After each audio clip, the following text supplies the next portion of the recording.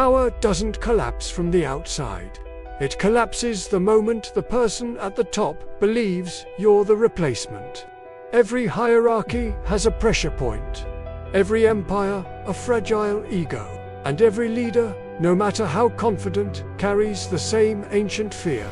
Being replaced, it's biological. It's primal. It's the reason kings executed their heirs and CEOs exiled their brightest minds. The moment the master senses your glow eclipsing theirs, they don't mentor you, they eliminate you. This law has more casualties than war, and one of its most brutal victims, Steve Jobs. Picture Apple in the 1980s, not the trillion-dollar giant we know today, but a scrappy rebel company run by a young, intense, brilliance on steroids Steve Jobs. He was a visionary, yes, but he was also chaotic, explosive, unfiltered, a storm in human form. The board wanted stability, predictability, a grown-up in the room.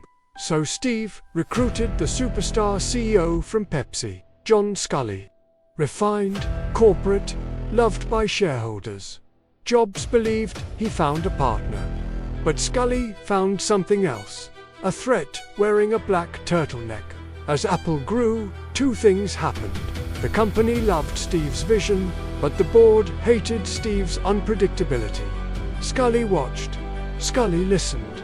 Sculley calculated. Power doesn't require strength, it requires timing. So, in a quiet boardroom, far from the chaos of invention, John Sculley made his move.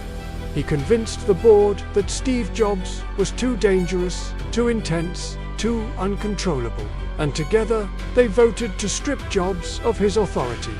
The founder, the creator, the visionary. Fired from his own empire, not by enemies, but by the master he accidentally overshadowed. This wasn't business. This was primal psychology. A leader defending his throne. People don't fear talent. They fear being replaced. Every mentor has a moment where admiration mutates into insecurity. When your brilliance becomes a mirror reflecting their inadequacy, you stop being a protege. You become the threat. This is why bosses block promotions, why leaders silence rising stars, why institutions devour their brightest. Not because you're wrong, but because you're right too loudly. So, how do you use this law? You're not told to dim your brilliance, you're told to control the timing of your reveal. Musashi said, "Appear weak when you are strong. Strike only when advantage is absolute." The Stoics said, "Let the world underestimate you. It makes your victory effortless." Here's how to apply it. Make your talent look like support, not a threat. Let them feel safe in your shadow. Credit upward. Leaders love people who make them look good. Hide your ambition until you're unreplaceable. Become essential quietly. You rise not by shining, but by being the one they can't remove. And when the time comes, build your own arena, just like Jobs did. He didn't win by fighting inside the system, he won by creating his own. That's the game. Your goal isn't to shine under someone else's sun.